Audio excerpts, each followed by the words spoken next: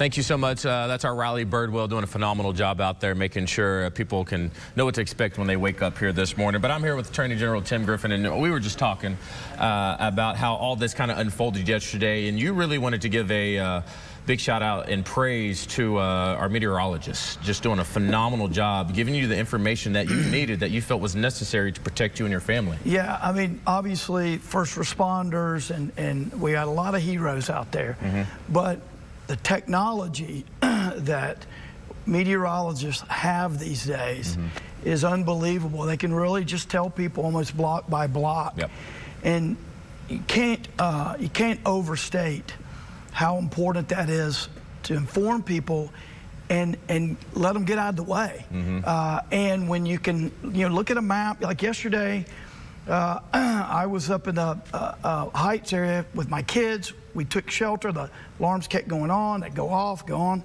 We don't have shelter really in our home. We don't have a low spot really, no basement. So we went to a neighbor's. Alarms went off, came back outside. My 5-year-old, my 13-year-old, my 15-year-old, and her friend, my wife, was not with us. She was at a store. And alarm went off again. So finally, I just started listening to meteorologists at where it was tracking. They said it's coming to the Heights. So I got in the car, and I could see our blue dot on the radar. I could see where the storm was, and I just started driving east. Got down Cantrell Hill, parked in the Episcopal parking lot across from Dillard's. We could see the storm, but I mean, that meteorologists really just play an important role. So many people play important roles here, but the ability to know exactly where that thing was going, I think that's a huge part of why we didn't have more lives lost than we did, because the damage is just devastating. I first went to Kamak Village as soon as it ended, and there was a lot of structural damage there, trees down, massive old oak trees just right on houses. And you were telling me this, and one thing that you told me earlier that really stuck out as you're seeing all this, it was at a point in time where you had to look at your security cameras just to see if your house was still standing. Yeah. So one of my daughters was just crying, and we were waiting to see what was happening. And so I knew it had hit near the neighborhood. I didn't know exactly how, but was able to see on the camera that we still had a camera and it was still functioning.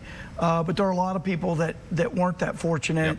And so it went to Kamak, and then got to North Little Rock yesterday and saw more of trees down everywhere, right in the middle of homes. But I'll tell you what really struck me is when I went to sort of I guess Kingwood, Robinwood, the street. I was in the 7,000 block of Richwood in Little Rock, and let me tell you, that was where I saw really high degree of damage, devastation. People showed me videos of watching the storm come in, getting in the floor, praying to the Lord for safety, and then coming out and seeing the damage. My heart just goes out to everybody, and I'm glad to see.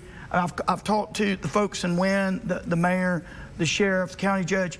What I'm hearing is state police is there in big force, so kudos to the governor on that. National Guard is out in force. So a lot of people, a lot of volunteers. I just got a text from a leader of a Boy Scout troop who said, we want to help, where do we go? And I said, well, look, Emmanuel Baptist is feeding people. Calvary Baptist is sheltering people. It's all hands on deck. And that's the way it is. People taking care of each other. Yeah, Tim, and as we continue to talk about that, that's just, our natural instinct when we see stuff like that. I've known you for a while, and I know when you said you saw those images or those things in person, it's just heartbreaking, and it's the first thing you want to do is just help. And we're making sure we're doing our part, get the information that people can help. But at the same time, unfortunately, we have to talk about people trying to take advantage of people. So look, let me mention too, one of the kids' houses we visited is my son's friend from school, and I took my son so he could be there and see it. and understand gratitude Yep. for what we have in our safety. But yeah, so there are a lot of unscrupulous people out there. Hopefully not a lot. But there are people who will try to take advantage of you. Mm-hmm. What can people do watching right now? You know. Yeah, so, you know, law enforcement's doing a good job keeping an eye out for looters. That's people just basically stealing your stuff. Those goofballs, if we catch them, obviously they're going to be in big trouble.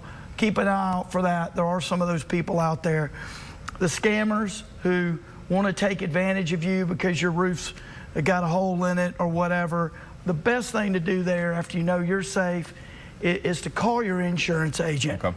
Call that insurance agent, talk to the professionals, because you don't know whether the person that walks up and says, hey, if you give me $500, yeah, I'll start tomorrow. Mm-hmm. Well, you may never see that goofy person again, mm-hmm, and they shouldn't be doing that. There will be some of that going on, and so keep an eye out for that. And then on price gouging. Yep. We're in a state of emergency. If businesses are paying the same amount for the product, but raise their price anyway, mm-hmm, over 10% or over, that's price gouging in this emergency.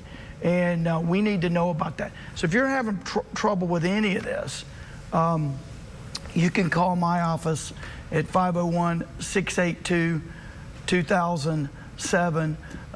And please report that to us. Mm-hmm. But be on the lookout for that. Look, 99.9% of our Kansans are loving on each other, helping each other. Always that. But you got these people who just look for these opportunities. Just be on the alert. As you can tell, like I said, I've known him for a while. Very passionate about his Arkansans, fellow Arkansans. And we just want to make sure we do what is necessary to give them the help that they need. So once again, the number to get a hold of him, and he will pick up. I'll tell you that. We'll have that on our websites here at the station. But as you talked about North Little Rock, we're going to go ahead and head out there live right now as Jessica Rank joined us. And it's been unbelievable already this morning, just 2 hours into our broadcast, where people on a Saturday morning, Jessica, with probably this not in their plans, all they want to do is just wake up and help out their neighbors.